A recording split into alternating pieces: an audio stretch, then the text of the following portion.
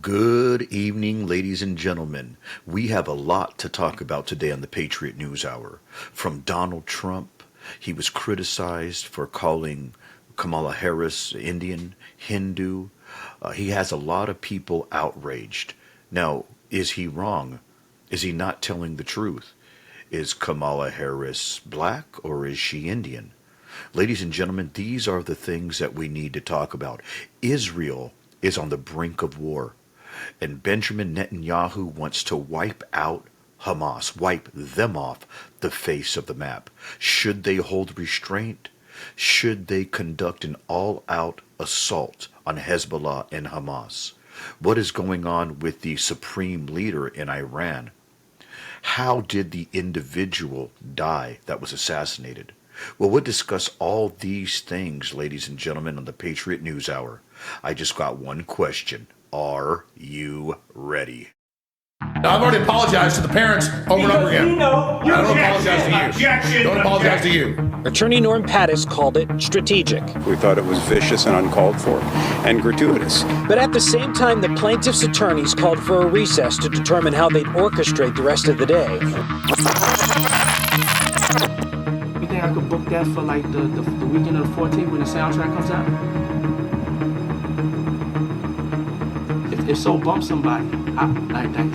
I love you, man. I got my MTV out. Savage! I'm a savage! Oh! I'm a savage! Whatever I want, I'm going to get! Whatever I want, I have to get!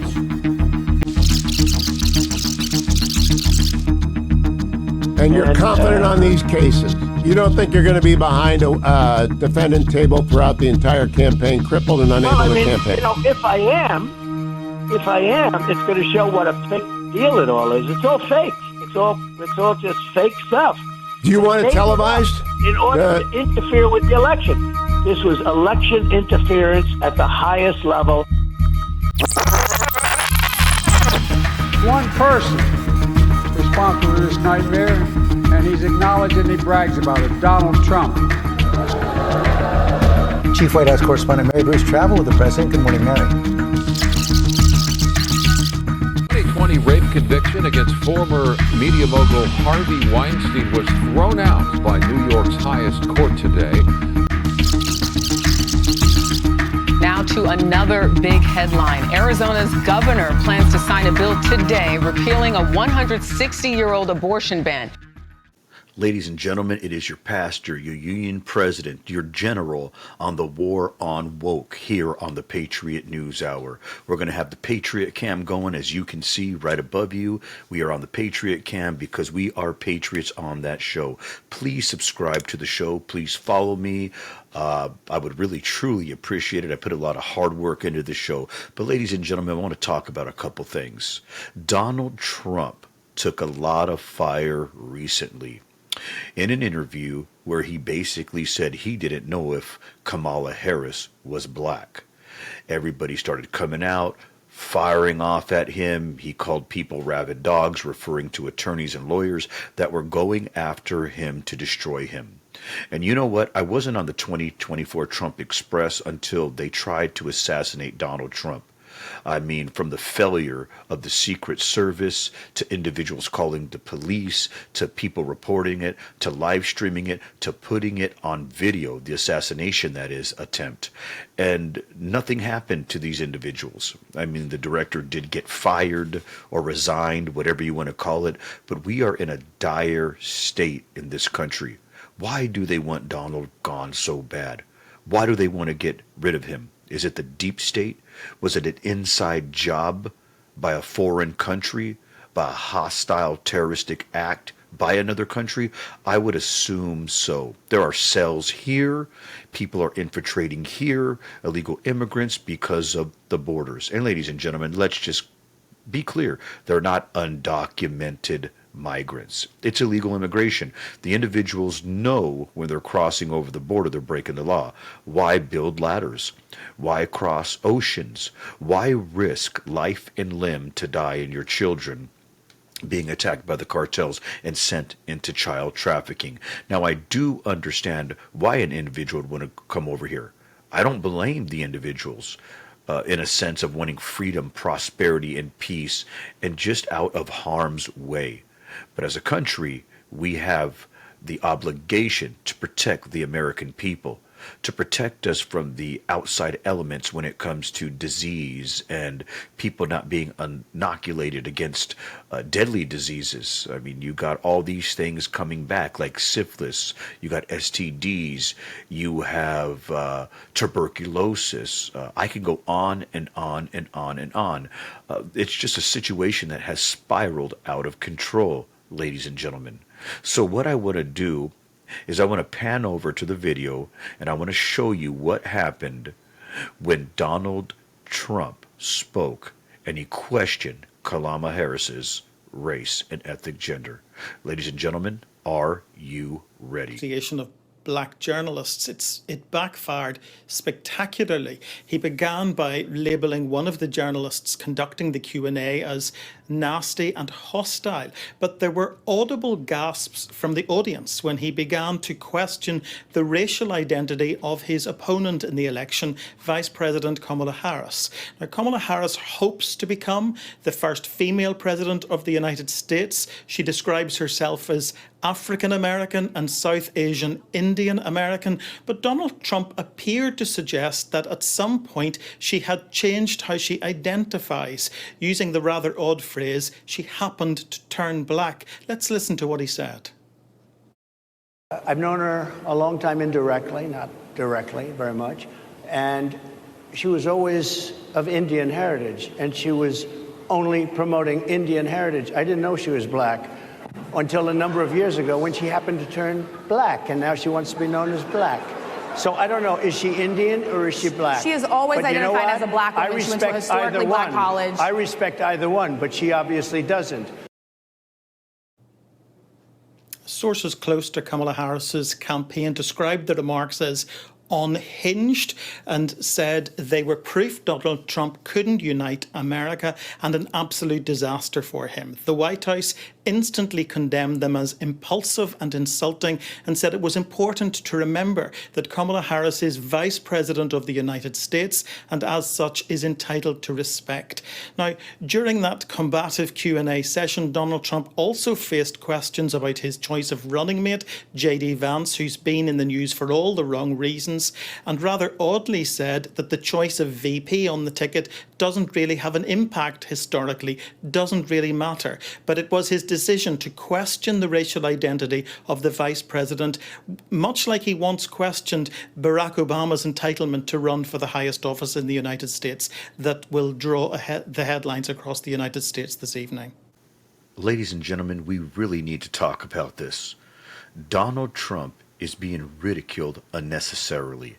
Now, I'll say one thing. He's never known how to talk. Things don't come out right. And that's always been his downfall, alienating individuals by the way he speaks. If it was me personally, I would have spoke a lot different. But is he actually wrong? Absolutely not. He's not wrong.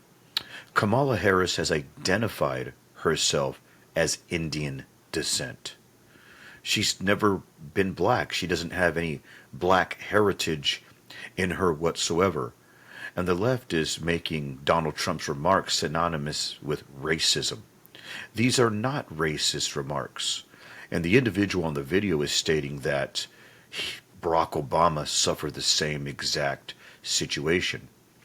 But we have video with both of them confessing these incidents. And I always say WOKE, my acronym that I actually made up is War on Kingdoms Elect. Because God's Bible is filled with truth. You should be proud of your race. You should be proud of your gender because God made us in his image. Basically referring to the communical aspects in a sense because God is spirit, therefore we should worship him in spirit. But I'm digressing. Besides that, ladies and gentlemen, the left says you can be whatever you want, whenever you want, and identify yourself as whoever you want, which is absolutely 100% absurd. And me personally, as an independent with conservative values on the Patriot News Hour, I take extreme offense to that. You cannot change your race. You cannot change your genes. You cannot change who you are as a person, ethically speaking. It's just wrong. Once we cross that line, the pedophiles are going to have a field day. I mean, what is beyond grasp for the insane? What's beyond the grasp for the wicked? Nothing. Everything's going to be on the table, ladies and gentlemen. And that's why I call myself a general on the war on woke. We become so hypersensitive in this country. We become so woke. We become so tolerable. All truth has been eliminated. All truth is under attack, and all truth is being reconstructed on the side of the left. And don't you dare question it. Don't you dare question whatever somebody wants to be, whatever somebody wants to do to their children, however somebody wants to raise their children, or you will be simply non-tolerant, especially if you are a Christian, ladies and gentlemen. So what I want to do is pan over in the audio so you can actually hear from Kamala Harris herself. Oh, and FYI, ladies and gentlemen, my wife is black, okay, so I can speak on this issue. I really want you to pay attention to the video and see what is happening and judge for yourself. America is being hijacked with subjectivism, no rationalization, and relativism. And it's become an absolute mad philosophy on the left. Ladies and gentlemen, pay attention, because you need to educate yourself. Actually, Kamala Harris should be proud that she's Indian. Absolutely 100%. And proud of her heritage. But that's not what's going on here. What's going on here is political pandering to get the vote and get the minority vote, which is just 100% dishonest, and number two, 100% wrong. So ladies and gentlemen, we're going to pan over to this video clip. I only have one question. Are you ready? My mother, who raised me and my sister, was a proud woman. She was a brown woman. She was a woman with a heavy accent. And her mother, Shamla Gopalan, was also the biggest influence in Kamala Harris's life. The answer is absolutely yes, Joe. After the big announcement, Harris's sister wrote in a Twitter post, "You can't know who Kamala Harris is without knowing who our mother was." In 1958, a precocious 19-year-old Indian, Gopalan traveled thousands of miles from her home and family to pursue a doctorate in nutrition and endocrinology in America. She soon became an active civil rights crusader while studying at UC Berkeley. But once she went there, she almost felt free. And she took part in politics. She used to bring a whole series of literature, leftist literature from Karl Popper's, he was a great philosopher. In her book, Harris says, "There is no title or honor on earth I'll treasure more than to say I am Shamla Gopalan Harris's daughter." Harris's visits to India with her mother kept her connected to her roots. Her grandfather, who had strong views on humanitarian issues, worked closely with officials to reallocate refugees. Their conversations had a strong influence on her. Those walks along the beach in India really planted something in my mind and created a commitment in me before I even realized it. That has led me to where I am today. Harris's maternal uncle, Gopalan Balachandran, who lives in Delhi, tells us how the senator turns to her amma, which means mother in Tamil, for guidance even after her death. I don't have to tell her, make your mother proud. She said, what are you telling me? Everything that I do, I ask myself, would Amma approve of this? Kamala in Hindi means lotus flower and is an important symbol in Indian culture, rooted deep in the bottom of the river. Very similar to Harris's Indian identity, which she wears on her sleeve. There's no doubt that the primary source of learning for Senator Harris was from her mother's experiences and the conversations that she had with her maternal grandfather when she visited India, which was very often accompanying her mother, or when the grandparents would visit them in America. Back to you, Rosemary. So there you have it, ladies and gentlemen. Is Kamala Harris black Or is she Indian? Well, she said it herself. CNN said it themselves. She's actually Indian. She has no black ancestry. So what is going on here? What are people so enraged and indignant and angry about at Donald Trump for? This is ridiculous. The left has gone so far, they can just change their race with the snap of a finger. Well, guess what? Today I want to be white. Hey, maybe today I want to be Asian. Pretty ridiculous, right?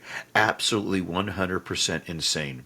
This is wrong. Hey, you know what? Maybe I want to be a dog today. Maybe I want to be a cat, an elephant, or a giraffe. I don't know. Why not? Since I could just snap my finger and be whatever I want. This is all about political expedience. And the problem is Americans themselves. Not all Americans, but a big sector, a big majority are very, very, very ignorant. We don't even read anymore. We don't read books. We don't educate ourselves. We stay away from literature and art and everything in between. Education is power. What does the Bible say? My people perish for the lack of knowledge. Well, the United States is perishing in a sense. And I tell everybody, do not underestimate Kamala Harris, please. Do not underestimate the Democrats, because what happened last time? Oh, Biden could never beat Donald. Trump has it. He has the cat in the bag, so to speak. And look what happened. Illegal immigration and everything in between. Proliferation of crime, women getting raped and killed. Take a look at Europe, what's happening. In the UK, they're arresting actual European citizens and letting themselves get attacked by angry mobs of illegal immigrants. Women are getting raped.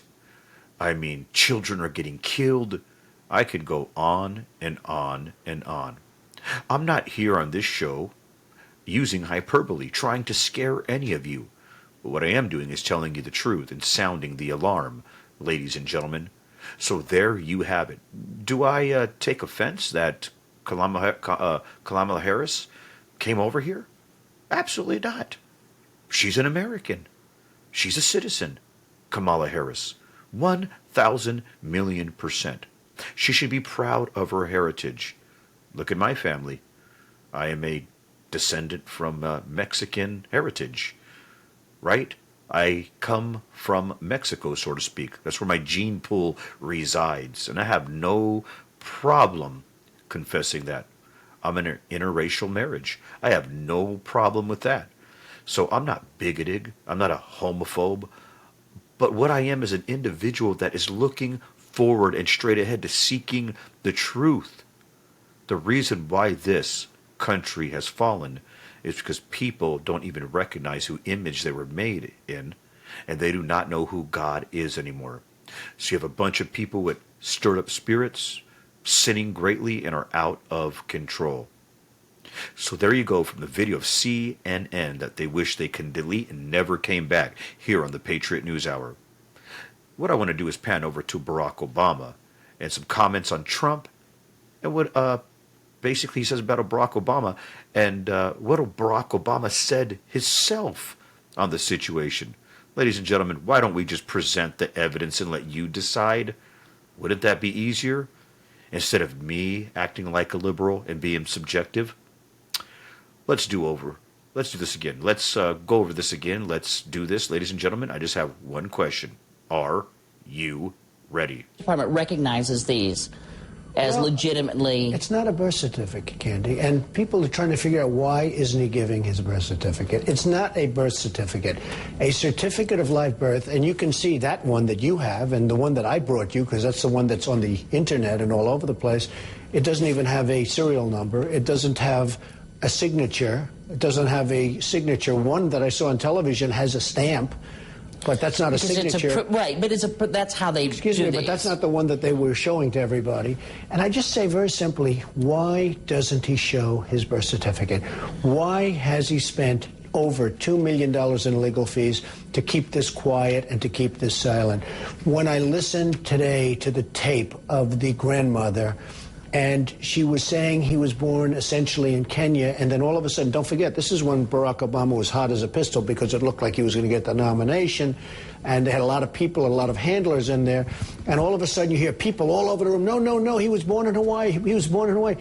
But she didn't say that. It was a misinterpretation. They drowned her out. She was like, there were a lot of people in that room, and she said, Kenya, he was born right here, and then they started saying, screaming, no, you mean Hawaii, you mean Hawaii. There's a lot of crazy things. Look, I don't like to talk about this issue too much because I really would rather talk about China. I would really rather talk about what OPEC is doing to destroy us. I would really rather talk about other things. But I'll be honest with you. I started this, and I heard the question for the first time 4 weeks ago. And I assumed, although I had heard about it for years, I assumed that he was born in the United States, meaning in Hawaii. I assumed that. The more I go into it, the more suspect it is. Two quick things here, Elliot. One is that there is a certificate of live birth that has the stamp of the state of Hawaii and a signature on it that is out there. Number of people have gone there, have checked it out. The tape recording he's talking about, an interview with Barack Obama's grandmother on his father's side, where she, according to those in the room, mistakenly misunderstood what was going on in the interpretation. A lot of people say, listen, you know, she didn't understand. He was born in Hawaii. Others say, no, she said the truth. So it's the kind of thing I said to him, this is going to go on for, this is a conspiracy theory. This is going to go on for 20 years. And he said, but it shouldn't. So he's found this issue. He certainly is writing it. We talked about a lot of other things, Libya and the economy, but this is something that he has grabbed onto. It's made him quite popular among those within the Republican Party who believe this. And he is not to be deterred, no matter how much evidence you put out there. He thinks there is more to this, despite, you know, sort of paper after paper that you show him.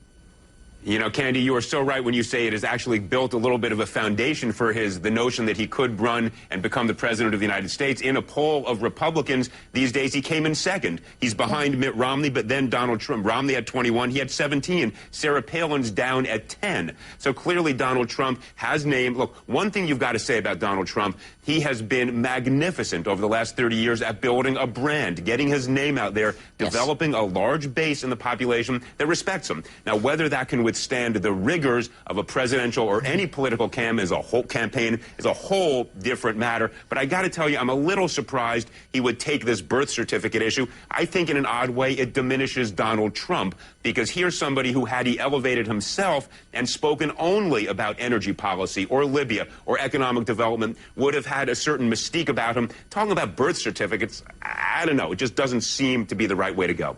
Well, you know, I tell you, any number of Republicans have publicly said, get off of this.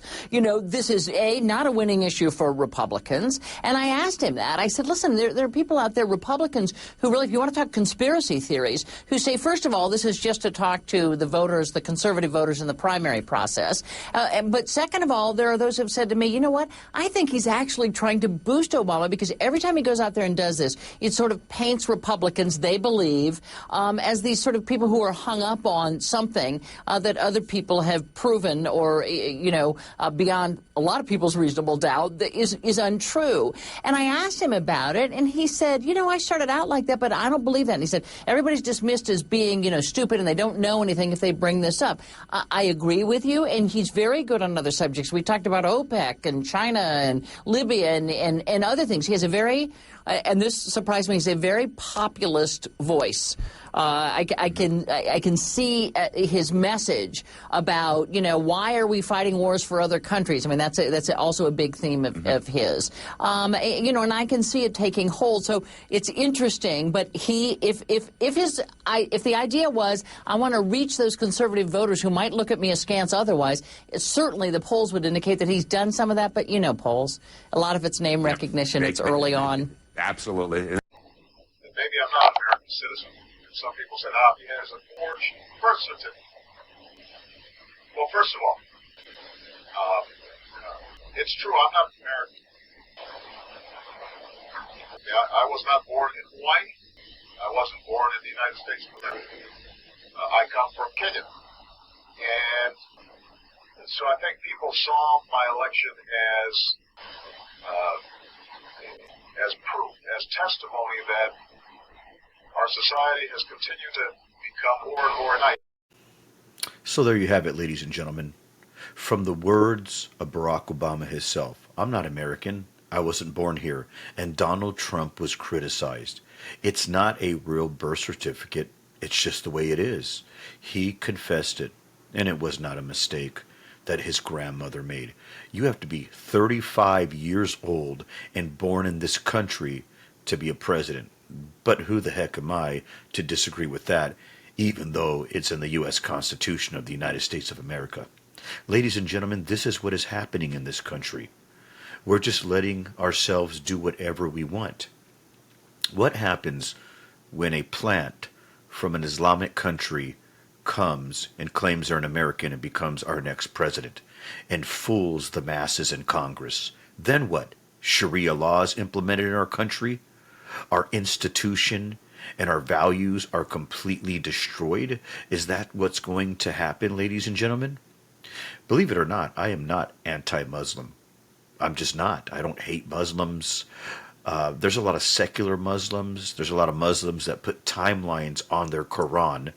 But the Quran itself doesn't have timelines. The Quran doesn't believe in the Christian Jesus. The Quran believes that our Christian Jesus is the Antichrist. That's just totally what they believe. They call him the Dajjal. And he rides in on a mule or a donkey, and he's blind from one eye, and he combats the actual Western Jesus and kills him, destroys him, and takes over him. And the army of Islam marches with black flags. Is there a reason why ISIS had black flags, ladies and gentlemen? You do the math. Because the Quran has its own apocrypha in the sense, or should I say book of Revelations. But I'm digressing. What I'm saying is we need to protect our Constitution. We need to protect America, ladies and gentlemen. Then again, let me make myself clear. I don't hate Muslims. I'm not anti-Muslim. I'm just not. I know a lot of people are, ladies and gentlemen, but at the same time, I'm concerned about our American institutions. Absolutely 100%. Actually, I don't hate anybody. But I am a Christian, and I know the Christian documents, the historical documents, are unique. Why? The only religion with eyewitness accounts, prophecy fulfilled, archaeological evidence, and that's what we have in our Bible. That's why it's so relevant, and manuscript evidence, I should say, the most out of any single book in history. And Jesus Christ is the most documented person in history. Even the secularists confess of the miracles he did, like Josephus. War of the Jews, Antiquity of the Jews. Go ahead and read it sometime, ladies and gentlemen. But what I want to say is, there you go. What is there to debate? What is there to discuss? Why is everyone outraged and angry? See, the problem is Donald Trump has been synonymously identified with racism, hate, homophobia, anti-Islamic. And that's what the left has turned him into. Well, why try to assassinate him? What were all of you scared of? What agenda did you want to put into place, push on the American people? And what was your deep state tendencies? Ladies and gentlemen, I'm being serious about this, and I'm not joking whatsoever. This president was trying to be assassinated for a reason. It wasn't just foils and flops. It wasn't just mistakes. This was orchestrated. It had to be. Look how his protection detail, security detail, was handled. Oh, we didn't have the resources at the state. We didn't have the funds. I don't think so. Not true. I mean, for crying out loud, you wouldn't even protect your home to the degree that Donald Trump, the President of the United States, was protected. That's how I know it's a lie, ladies and gentlemen. So what we're going to do is we're going to pan over to Iran, and we're going to see the turmoil going on there. But before we even get to that, I want you to see the anti-American sentiment in this country with the burning of flags, ladies and gentlemen, by immigrants that hate this country. I just have one question. Why aren't we deporting individuals hostile and want to cause harm to the United States of America. So let's pan over. But I only got one question, ladies and gentlemen. Are you ready? City, the NYPD now on the hunt for two people seen burning Israeli and American flags just outside the Israeli consulate in Manhattan. That's just blocks away from the UN, by the way. Our senior investigative correspondent, Aaron Katersky, joins me now. So, Aaron, what else do we know about the search for these suspects? They've got one, and they're looking for more after these flags were burned in the latest act of anti-Semitic vandalism in the city. There's been a rash of it of late. This happened late Wednesday night. You can see the images on your screen of the Israeli and American flags being burned in an active protest right outside the building that houses the Israeli consulate. And the NYPD deployed additional resources to the consulate, which gets a lot of attention these days. It's the site of many protests. It's also the site of a lot of police activity. And you can see the statement from the Israelis in New York. This act shows that hatred towards Israel always accompanies anti-American sentiment, the statement says. And that was seemingly the intent here, Kira, with this act of vandalism. So, you know, this is what you just mentioned, the third high-profile act of anti-Semitism now in New York, and that's just this week. What have we heard from, you know, any type of official about these incidents? I know the mayor has spoken out. Oh, he sure has. He's called them despicable, and he has called them overt and unacceptable anti-Semitism, not to be confused with your standard protest. That's from Mayor Eric Adams. And the police have a suspicion, Kira, that these are all related, carried out by many of the same people. They started with throwing paint, red paint, on the ground outside the Palestinian Authority mission to the United Nations and leafleting the place, calling for more violence toward Israel. Later, there was red paint discovered at the home of the director of the Brooklyn Museum, who's Jewish. People were seen on surveillance camera getting out of a U-Haul, carrying out some of these incidents, and so the police believe that all of this may be connected as people try to make a statement, but it's a statement that authorities say goes beyond protest and demonstration and crosses a line, and that's why they're looking to file criminal charges. All right, Aaron, we'll track the suspects right along with you. Any new information, let us know. Ladies and gentlemen, that concludes our show today. We just don't have enough time to squeeze all the news in. And if we did, we wouldn't have much to talk about now, would we? But I wanted to get into the situation about Iran and Israel and what that means geopolitically. Is America going to be dragged into the war? What's that going to mean for our economy? How much are we going to be on the hook for monetarily, so to speak? Is it going to affect inflation? Is the war going to come home to us, ladies and gentlemen? These are some issues we're going to discuss on the next show here on the Patriot News Hour. But until then, God bless you and God bless the United States of America.